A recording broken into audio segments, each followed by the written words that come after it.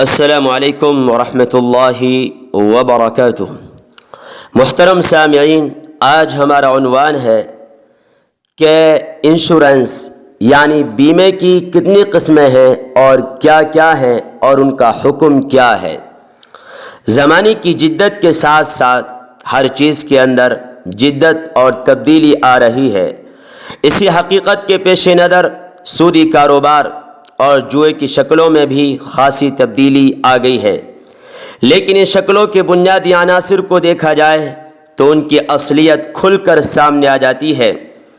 مروجہ insurance کی تمام کمپنیوں کا معاملہ بھی بینک کے کاروبار کی طرح ایک سودی معاملہ بن چکا ہے۔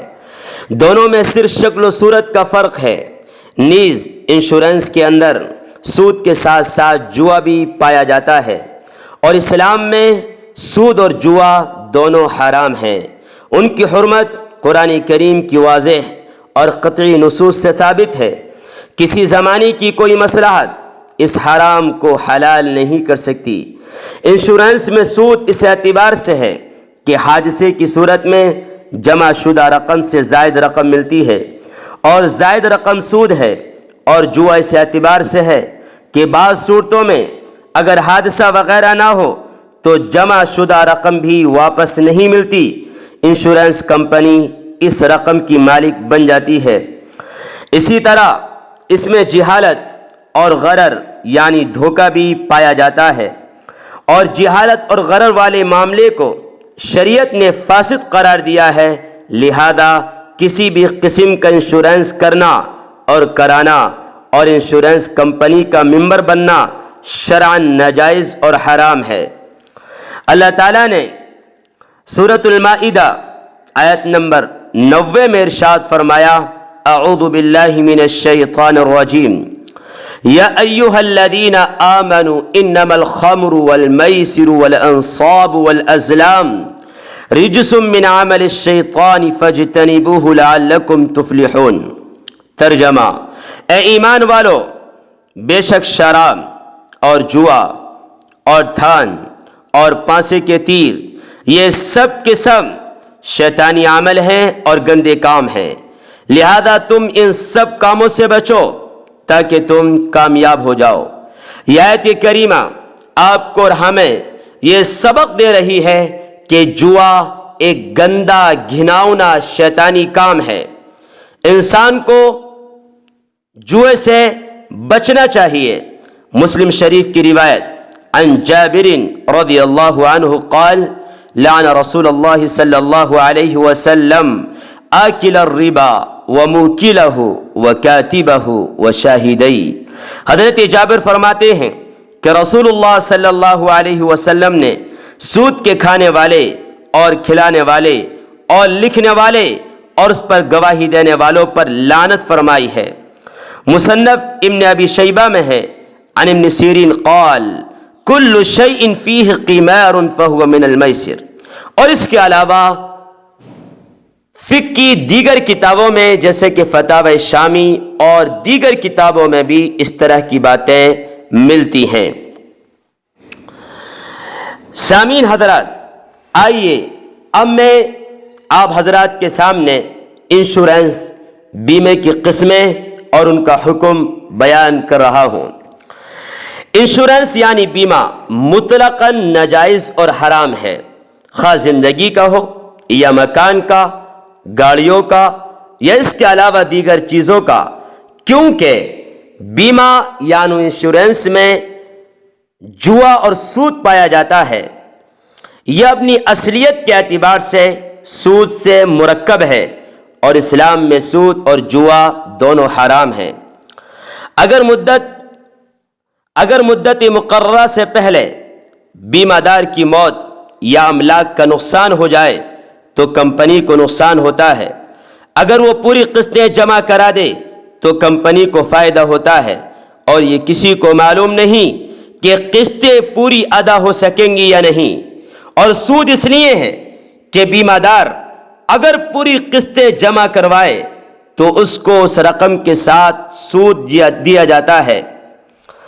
انشورنس یعنی بیمے سے وراثت کا شرعی نظام ختم ہو کر رہ جاتا ہے، کیونکہ بیمے کی رقم بیمے دار کے مرنے کے بعد اس کے نامزد کردہ شخص کو دی جاتی ہے، جبکہ ہر شرعی وارث ترکے کا مستحق ہوتا ہے۔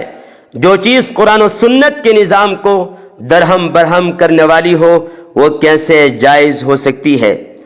عقیدہ توحید پر ایمان کا تقاضا یہ ہے کہ جائز اور شرعی اسباب بروئے کار لانے کے بعد مستقبل میں پیش آنے والے حوادث اللہ تعالیٰ کے سپرد کر دیے جائیں، اور بیمہ اس سے فرار ہے کیونکہ وہ پہلے سے حوادث کی پیش بندیاں ناجائز طریقوں سے کر رہے ہوتے ہیں۔ نبی اکرم صلی اللہ علیہ وسلم، صحابہ کرام رضی اللہ عنہم اور تابعین بھی تو دنیا میں آئے تھے، وہ بھی دنیا میں زندگی گزار کر گئے، انہوں نے بھی اپنی اولاد چھوڑی تھی۔ جب انہوں نے ایسے ناجائز تحفظات کا انتظام نہیں کیا تو آج کے مسلمانوں کو کیوں ضرورت محسوس ہو رہی ہے؟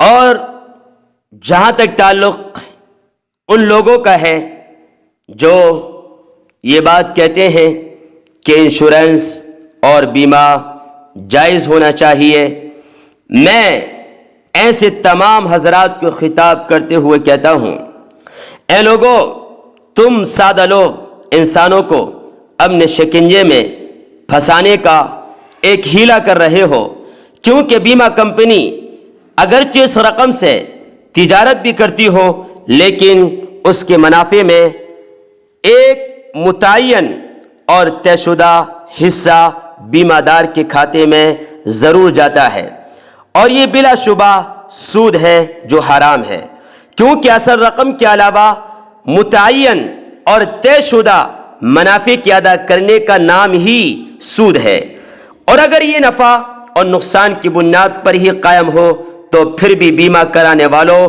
کو ایک طے شدہ متعینہ رقم نہیں ملنی چاہیے، بلکہ کمی و بیشی کے ساتھ نفع اور نقصان دونوں میں شریک رہنا چاہیے، لیکن ایسا نہیں ہوتا، بلکہ بیمہ کمپنیاں عام طور پر اصل رقم سے زائد جو کچھ بھی دیتی ہیں اس کی شرح اور مقدار پہلے ہی سے متعین کر دیتی ہیں۔ اگر کوئی کمپنی اس کو متعین نہ بھی کرتی ہو بلکہ زائد رقم کو سالانہ منافع اور نقصان کا لحاظ کر کے فیصد پر رکھتی ہو، تب بھی یہ طریقہ بیمے کے جائز ہونے کی وجہ سے نہیں بن سکتا، کیونکہ اس کاروبار میں نقصان کا سوال ہی نہیں آنے دیا جاتا۔ پھر یہ بات بالکل واضح ہے کہ بیمہ کمپنیاں تمام حاصل شدہ سرمایہ سود پر آگے دے دیتی ہیں، اور سودی معاملے میں واقع نقصان کی ذمہ داری قبول نہیں کی جاتی۔ پھر ان کمپنیوں کے متفقہ اصولوں میں سے بعض ایسے اصول بھی ہیں جن کی وجہ سے یہ سارا کاروبار اور ڈھانچہ ہی شرعاً ناجائز بن جاتا ہے۔ ان سب سے بڑھ کر یہ نظام یہودیوں کا ایجاد کردہ ہے، جن کی اسلام دشمنی کسی سے ڈھکی چھپی نہیں ہے، تاکہ مسلمانوں کو اسلام نے جو سرمایہ محفوظ رکھنے اور مال میں اضافہ کرنے، حوادث کی صورت میں مالی معاونت اور پسماندگان کی مالی امداد کے بارے میں جو زبانی ہدایات دی ہیں، ان سب چیزوں سے محروم کر کے اسلام سے دور کر دیا جائے۔ ایسے تعلیم یافتہ اور نام نہاد علماء جنہوں نے یہودیوں کی غزوہ فکری سے ہار مان کر یورپ کے موجودہ اقتصادی نظام کی چند خوبیاں اور خوشنما پہلوؤں کو دیکھ کر انشورنس یعنی بیمے کی حلت اور جواز کا فتویٰ دیا ہے، جو سراسر جوا اور سود ہے، ایسے لوگوں کا کردار انتہائی قابل مذمت ہے، اور بعض تو اس حد تک پہنچ چکے ہیں کہ یورپ کی ذہنی غلامی نے ان کے دماغوں پر یہ عقیدہ مسلط کر دیا ہے کہ سود کے بغیر معاشی نظام چل ہی نہیں سکتا، جبکہ قرآن نے کہا احل اللہ البیع وحرم الربا، اللہ نے بے کو حلال قرار دیا ہے اور سود کو حرام قرار دیا ہے، اور جو سود کو حرام قرار دے دے، خدا کی قسم دنیا کی کوئی طاقت اس کو حلال قرار نہیں دے سکتی۔ ایسے علماء کو ایسے فتویٰ دینے سے پہلے، ایسے علماء کو ایسا فتویٰ دینے سے پہلے اس آیت کریمہ کو اچھی طرح پڑھ لینا چاہیے۔ اللہ تعالیٰ سورہ نحل میں فرماتا ہے، اور اپنی زبانوں کے جھوٹ بنا لینے سے یہ نہ کہو کہ یہ حلال ہے اور یہ حرام ہے، تاکہ اللہ پر جھوٹا بہتان باندھو۔ یقیناً اللہ پر جھوٹ باندھنے والے کبھی بھی کامیاب نہیں ہوں گے۔ آخر میں آپ حضرات سے بڑے ادب و احترام کے ساتھ یہ بات کہتا ہوں، جہاں تک تعلق ایک دوسرے کی معاونت کا ہے، مدد کا ہے، ساتھ کا ہے، سہارے کا ہے، تو جائز شکلیں بھی موجود ہیں۔ علماء کرام نے، اللہ تعالیٰ جزائے خیر عطا فرمائے، مفتی اعظم پاکستان علامہ مفتی تقی عثمانی صاحب کو اور دیگر علماء کرام کو، جنہوں نے اس موضوع پر باقاعدہ کتابیں لکھی ہیں اور بہت ساری شکلیں ایسی نکالی ہیں جن میں اپنے بھائی کی مدد بھی ہو جاتی ہے اور وہ شکل و صورت جائز بھی ہوتی ہے۔ بس ہمیشہ ایک بات یاد رکھیں، جو بھی معاملہ ایسا ہوگا کہ جس میں ذرہ برابر جوا پایا جائے یا سود پایا جائے تو وہ حلال نہیں ہو سکتا، وہ حرام ہی رہے گا، کیونکہ اس کی بنیاد جوئے پر یا سود پر رکھی گئی ہے۔ اللہ تعالیٰ مجھے بھی اور آپ کو بھی جو باتیں کہی گئی ہیں 100% ان پر عمل کرنے والا بنائے۔ والسلام علیکم ورحمۃ اللہ وبرکاتہ۔